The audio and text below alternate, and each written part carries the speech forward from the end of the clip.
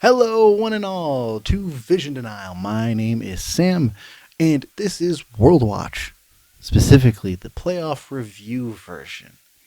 This time, the LPL finished up freshly and newly their best of 5 Worlds qualifying runs, and holy moly are they efficient. We're going to be going over the very long, extensive, and yet thorough approach to their evaluation process for who's sending to Worlds. The one hiccup that I have with the situation, I think, has always been a large curse, unfortunately, to the regional point system, and more, if ever, with going over this. If ever you're wondering, as we're watching these best of 5s, about the actual format, I have a TikTok down below where every time I finish these TikToks, I put them live there, and you get to fully experience it at that moment. But without further ado, let's go through the review of the LPL Summer Playoff and Regional Qualifiers. To note, they played for all of those within patch 14.15. Without further ado, let's go. Momentum means a hell of a lot in this series. LGD poised themselves as a stronger early game macro team with some good neutral setups and a decent understanding of their win conditions. But under pressure and while playing from behind, almost all of that falls through, and we see a team scrambling for any semblance of a way back into the game. Add that with some very questionable coordination, and we have a team that only showed themselves as lost, hoping that the Ninjas would make a mistake in some way. And they did. While Ninjas and Pyjamas showed incredible coordination, solid plan of attack, great adaptability, and a strong sense of how to nullify their opponents while ballooning leads, they also showed how reckless and impatient they are doing so. The pace they play at is great. It tends to come at the cost of some proper setup, and if it wasn't for the factor that LGD wasn't prepared, this might have been more punished more frequently. My MVP for this series is Rookie for the intricate ways he disrupts and takes over skirmishes. This was round 1 of the LPL, LGD versus Ninjas in Pyjamas. Sometimes getting caught is what makes all the difference. ThunderTalk have such incredible coordination and individual skill, as well as some great play around neutral objectives, and you could have had a strong team. But a combination of strange and inconsistent macro play, individual fumbles, and out-of-position plays with, frankly, just too much over-aggression meant that we have a very coin-flip series hanging on the edge of any skirmish at any point in time from the side of ThunderTalk. FunPlus, for their part, had stronger macro, just slightly, with some solid vision and some decent coordination, but we'd see a level of hesitation in their play, especially around neutral objectives, giving space far too often to their opponents, and it just made no sense to watch, really. It's one thing to be very good in the late game, it's another to even get there with an advantage at all, and frankly, FunPlus don't show any signs of good international play with this kind of performance. My MVP for this series is Care, who put so much effort into finding whatever advantage he could for his team. This was round 1 of the LPL, ThunderTalk versus FunPlus Pheonix. The series was like looking at two people hitting each other at the same time. Just wondering who's going to stay up. JD Gaming shows some solid coordination, some decent early game approach, and that their fundamentals are consistent. Then we hit the late game and we suddenly see a team who struggles immensely to close out any game, or when they fall behind and all of their proactivity just goes out the window, kind of lost. They might still have a chance depending on the teams that remain with the point system, so they really should clean this up by then. Ninjas in Pyjamas keep impressing me. It's the same aggression and high tempo that knows how to balloon leads and close out games efficiently. Now we still see some of the over-aggression approach that really needs some fine-tuning and polishing if they want to have a strong chance for one of the LPL slots. But they already show us a pretty good start at that at this point with these last 2 series. My MVP for this series is Leon, who managed to shut down any early game opportunities that JD Gaming may have had. This was round 2 of the LPL, JD Gaming versus Ninjas in Pyjamas. Say what you want about FPX, they sure put up a fight. From strong adaptability, decent coordinations, a solid approach around neutral objectives, and a good eye to punish their opponents, there is a world in which I see this team going far. The largest problem they face is their lack of proactivity and the consistency, especially around individual players struggling in the laning phases, some portions of the coordination in team fighting that's a little bit all over the place, some struggles to close out games, and this is a team where I would be hard-pressed to actually be convinced they would be Worlds ready at all. Anyone's Legends, for their part, impress me and also give me some pause. On the one hand, full control of tempo and pacing, excellent ballooning of leads, and coordination that hits just right. On the other, the over-aggression, reckless abandon, and straight-up cocky draft choices leaves me a little speechless. Anyone's Legends is more than ready for the international stage, but just barely, and a lot of polishing could make this flashy team into a scary team. My MVP for the series is Ale, who manages to do a whole lot around skirmishes to get his team in the right position. This was round 2 of the LPL. FunPlus Pheonix versus Anyone's Legend. There's only so far that momentum can get you. The Ninjas have only impressed and assured a second chance for a slot at the regionals. Their proactive play, coordination, solid understanding of win conditions, and neutral setups make this team a team worth looking into.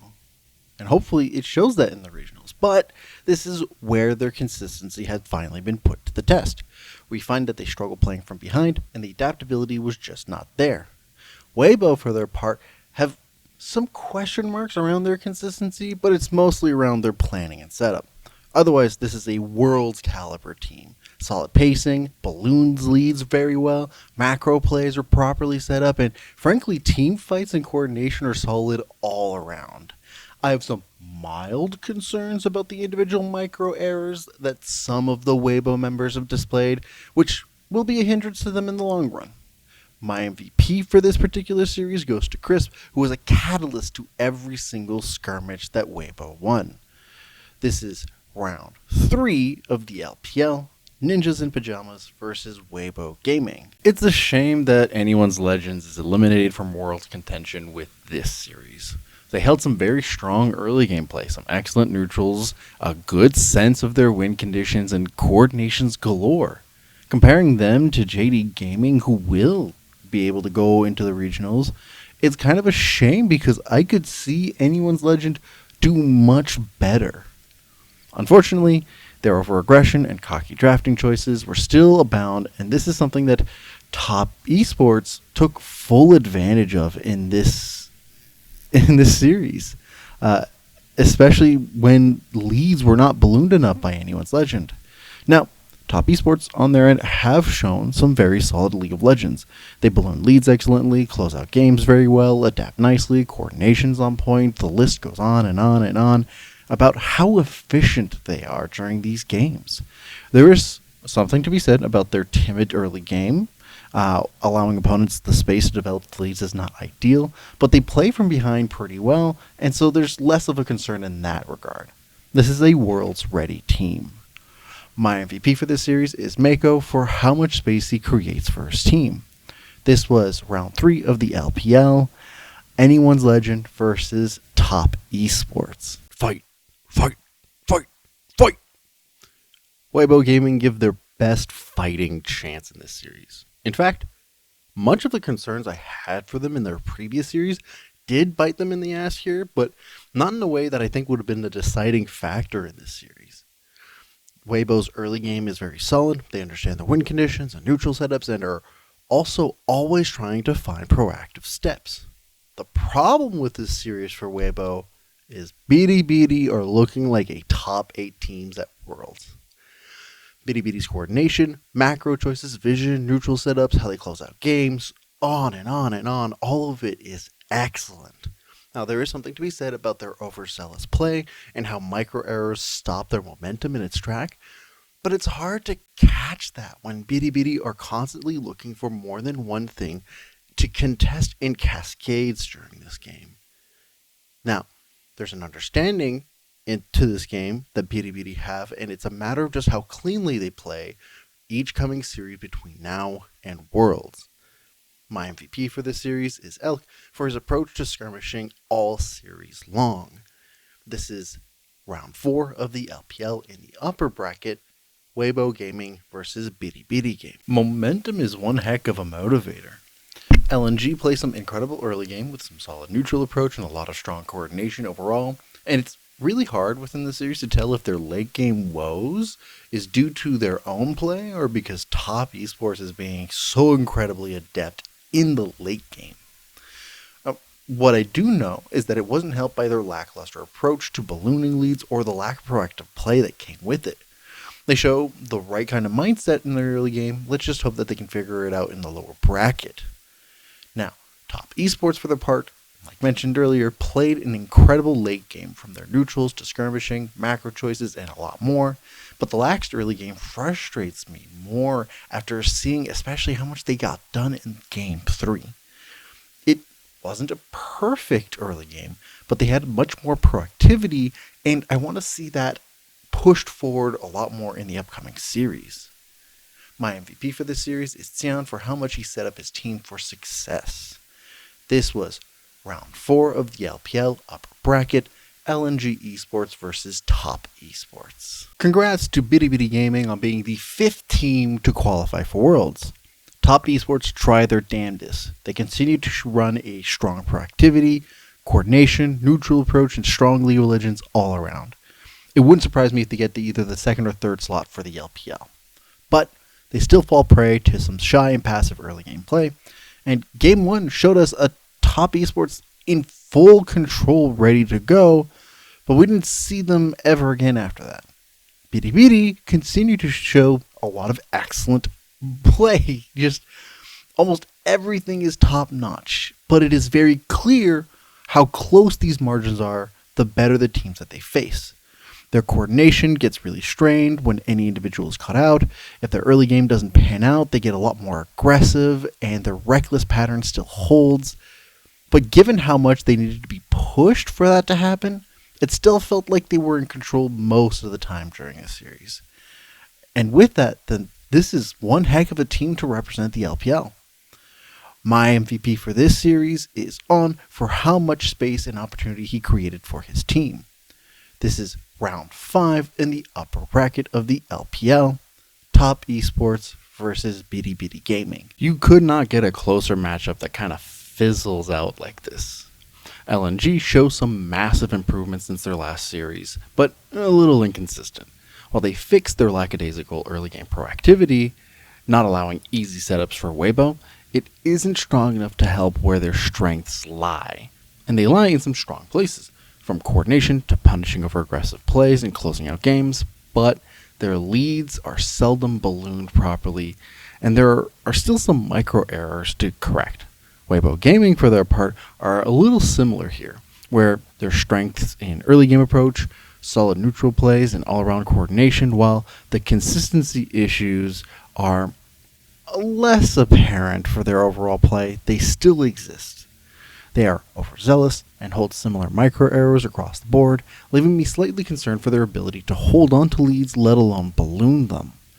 Both teams I can see qualifying for Worlds, and it really all depends on how much they clean up and polish off their quirks, so to speak. My MVP for this series is Light, who had just superb positioning for most skirmishes. This is round 4 of the lower bracket of the LPL, LNG Esports versus Weibo Gaming. Either team winning would have been great. The breakdown of their plays comes down to very minute choices in composition types, macro choices for when leads are established, and both have very strong coordination. Balloon bleeds well enough once ahead, both play from behind rather well, and both have this sense of stubbornness / desperation during the series. And it makes sense. This was a 5-game nail-biter where, despite the win from Weibo Gaming, no qualifications were done because of the point system of the LPL. Now, while to me it is unlikely that Weibo will win the next series against Bilibili and cinch the first slot, which is what they'll need, some of their overzealous plays and individual laning issues make it hard for me to see them actually secure that win. And it wouldn't surprise me if they make it the third or fourth slot during regionals from that loss. And while I would prefer that Top Esports clean up their play through regionals, as their coordination becomes very split during neutral approaches and some of the priorities macro-wise are very strange, the series still showed me that both teams are worlds ready. My MVP for the series is Xiaohu for how he clutched every single skirmish that he played in this series. This was round 5 of the LPL in the lower bracket. Top Esports versus Weibo Gaming. Congrats to Top Esport on being the 12th team to qualify for Worlds through the point system. Although it wouldn't surprise me to see Weibo getting the next few slots. The scoreline in the series is a little deceptive for how Weibo performed. They were consistently proactive with a solid approach to the early game and some great coordination. At times, they would tunnel vision a little too much, allowing their opponents to really claw back against any leads brought forward, and it makes a damper on any attempted ballooning. As far as I'm concerned, some polish, and this is a good benchmark Worlds team. The reason why the score is so deceptive primarily is because of how Bilibili Gaming play. They're very scary. Every aspect of their play, from coordination, early game, macro trades. This is a top 4 team, at least to me. Even as they played from behind, they never let anything breathe, consistently looking proactive and playing for their win conditions at any given moment, regardless of the state of the game. There are moments that raise some eyebrows from Bilibili, from approaches to team fights and individual macro errors, and a general sense that they just how much respect is shown is kind of relative based off of the performance. So hopefully come Worlds, this doesn't become a larger issue. My MVP for the series is Elk, who played out of his mind, especially in Game 3. This is the LPL Playoff Finals and a rematch. Weibo Gaming versus Bilibili Gaming. Congrats to LNG on being the 13th team to qualify for Worlds. I'm having my doubts about Weibo. While their coordination and proactivity were on display, including their macro and neutral approach, there was a sense of desperation throughout this entire series from them. There's some reckless skirmishing approaches, bizarre micro arrows, and even difficulties ballooning leads. At the trends that they are at currently, the concerns are valid, despite me thinking that they'll still get the last LPL slot. Let's see if they manage to polish themselves before that particular series. LNG on their end show some massive improvements across the board just from their last series. From earlier game approaches to neutrals to coordinations and ballooning and closing out games. Even when playing from behind, there's a stark difference between then and now. I will say that their approach to neutrals and their win conditions are a little bizarre. It isn't just that they are gung-ho about it, but in fact are a little reckless and overzealous. And while it helped in this series, against opponents with better setup and reactions, they'll find more trouble.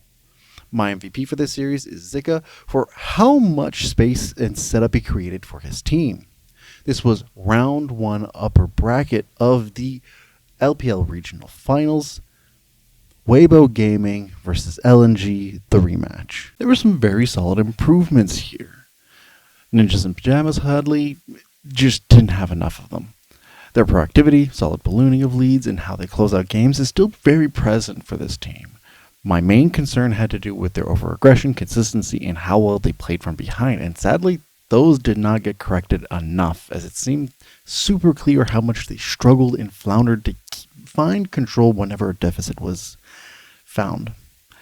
JD Gaming, for their part, have improved in a lot of aspects, holding some strong coordination and early game play combined with neutral approaches that hold up, and while the mid to late game play is corrected slightly, if it wasn't for the Ninjas' struggles this series, I would wonder how this series would have played out.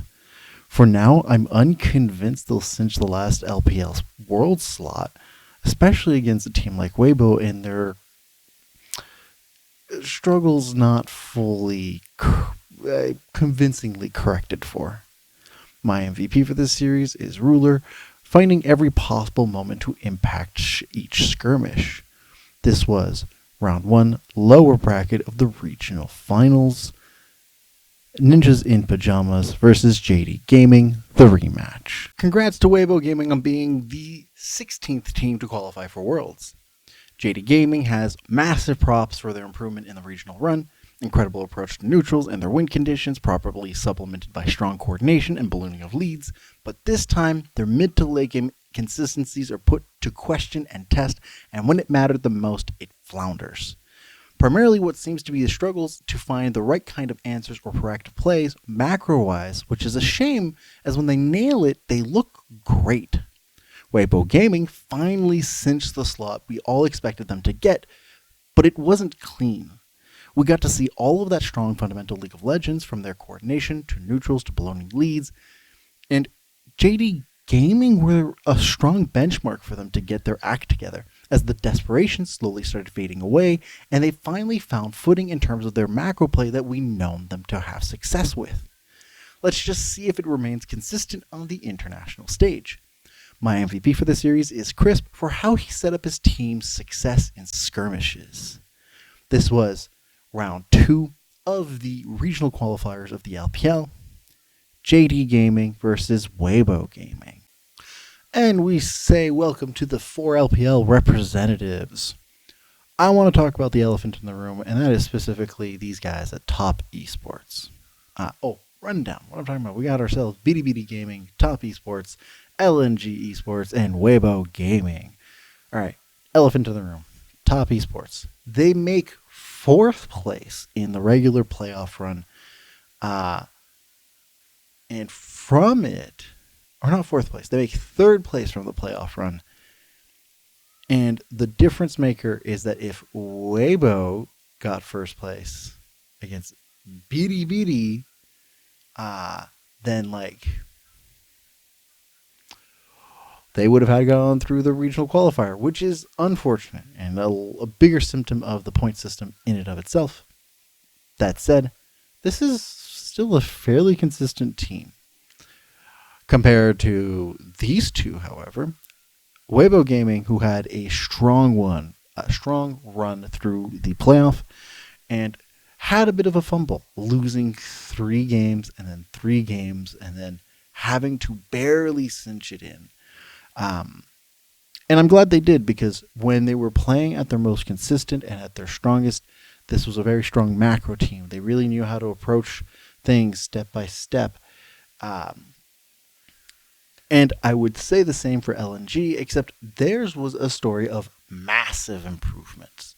Their first run was a little questionable, a little dicey, but they really cleaned it up to get their 3-0 against Weibo Gaming to get the 3rd slot. And frankly, I'm glad for it. It would just be determined whether or not this particular momentum really follows through.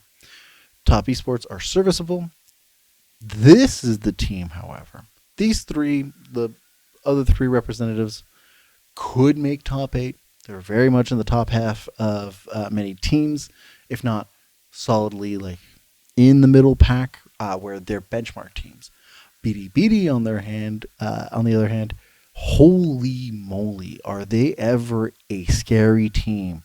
If you like to bet, top 4. It's safer to do top 8. It would not surprise me if they make top 8. In fact, I think that is the expectation from this team. There are some questions with a little bit of overzealousness, as well as how much respect they show. So it's just a matter of time of how locked in will they be at Worlds, how much they really want to get this championship, which would require a lot more respect than what they've shown in this tournament. For some teams, they thought they were much, much better than. But those are my thoughts on the situation.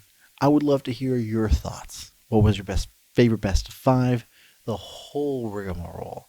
How well do you think these teams are going to perform? Do you have any particular issues? Was it a different team that you wanted to get there? Specifically, anyone's Legends, I think, was snuffed out of the most opportune chances to actually get a slot, which is unfortunate, but we still have 4 very solid teams.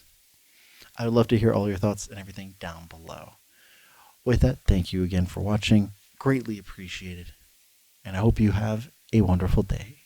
I'll see you next time.